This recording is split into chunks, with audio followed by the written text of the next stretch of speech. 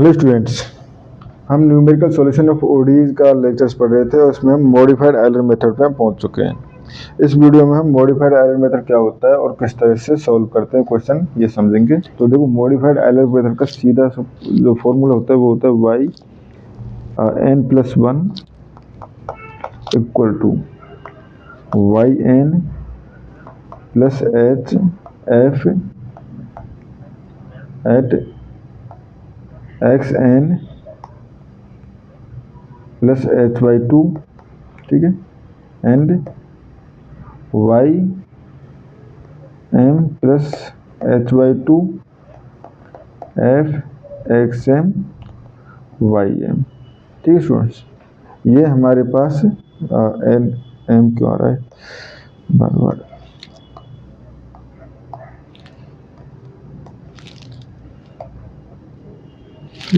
ये है y, यहाँ पे देगा n xn y m, ठीक है, तो xn y m, ठीक है, ये हमारे पास इसका फॉर्मूला होता है। ठीक है, तो अगर इन जनरल इसको हम देखें तो किस तरह से कर सकते हैं, सॉरी, अगर n इक्वल टू 0 पुट कर दो y1 इक्वल टू क्या हो जाएगा, y0 plus h f x0 plus h/2 plus, sorry, ठीक है, एंड ये हो जाएगा हमारे पास y0 प्लस h/2, ठीक है, और ये हो जाएगा f x0 y0।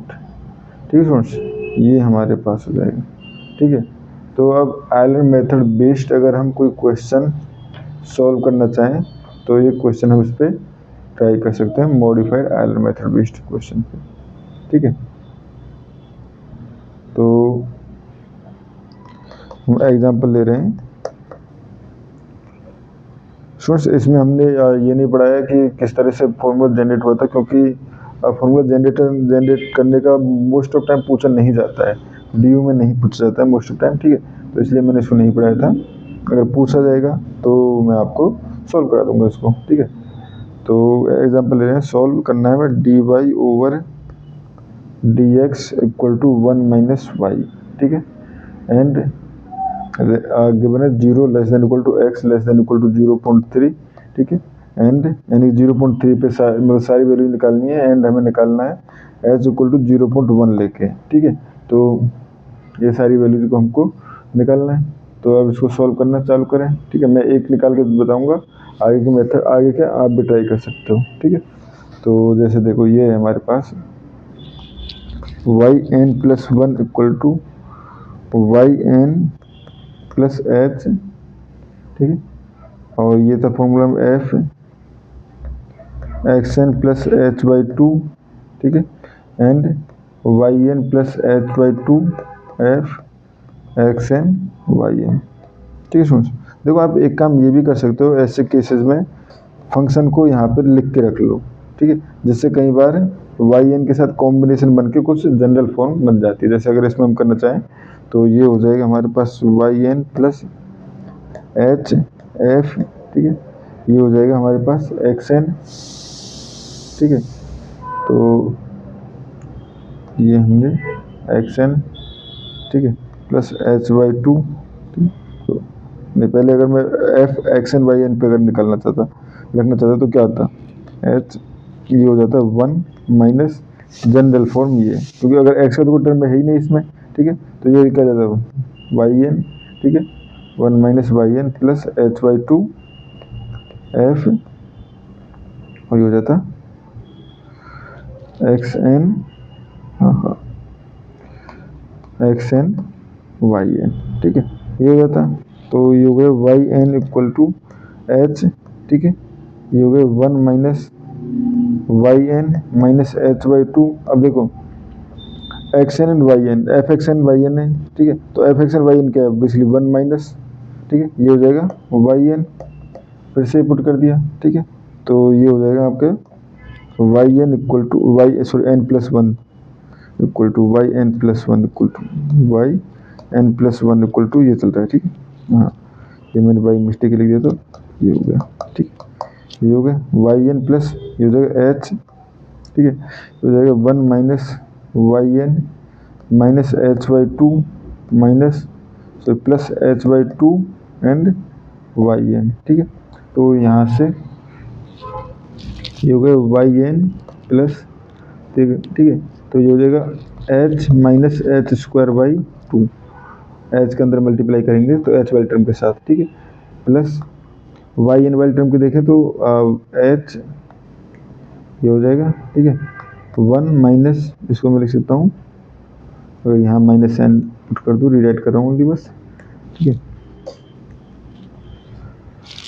ये हो जाएगा 1 माइनस, अब देखो 1 माइनस ये हो जाएगा एच बाई टू, ठीक है, एच बाई टू एंड ये हो जाएगा वाई एन, ठीक है, ये हो गया। तो ये है y N plus 1, put h equal to 0.1, क्योंकि गिवन है एच इक्वल टू 0.1, ठीक है। तो वहाँ से जब वैल्यू पुट करेंगे तो हमारे पास क्या जाएगा, ये आ जाएगा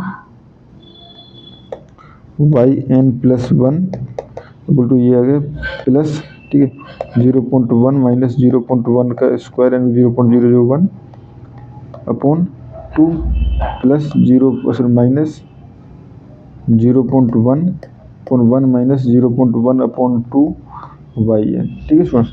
इसको जब आप सॉल्व करोगे तो ये आ जाएगा आपके पास, ये टर्म जो बचेगी वो बचेगी 0.095 प्लस 0.905 वाई एन, यानी वाई एन प्लस 1 ये आ गया, ठीक है स्टूडेंट्स। अब देखो, अब हमें बार बार कुछ भी ज़्यादा कैलकुलेशन की नीड है ही नहीं, अब हमें simply N equal to 0 put करेंगे तो वाई वन इक्वल टू क्या जाएगा, वाई वन इक्वल टू हो जाएगा 0.095 प्लस वाई नोट जो थी हमारे पास क्या गिवन थी, 0 थी, तो 0.905 इंटू 0, तो यहाँ पे हमारे पास क्या हो जाएगा, Y one equal to basically Y one या वाई 0.1 इक्वल टू हम लिख सकते हैं 0.095, ठीक है। वाई एट 0.2 इक्वल टू क्या हो जाएगा 0.095 प्लस 0.905 इंटू 0. ये हो जाएगा 095, ठीक है। इसको जब आप सॉल्व करोगे तो ये वैल्यू आ जाएगी आपके पास 0.975, ठीक है। सिमिलरली y एट 0.3 पे आ जाएगा आपके पास 0.25878823, ठीक है स्टूडेंट्स। तो इस तरह से हम मॉडिफाइड आयलर मेथड्स की हेल्प से क्वेश्चंस को सॉल्व कर सकते हैं।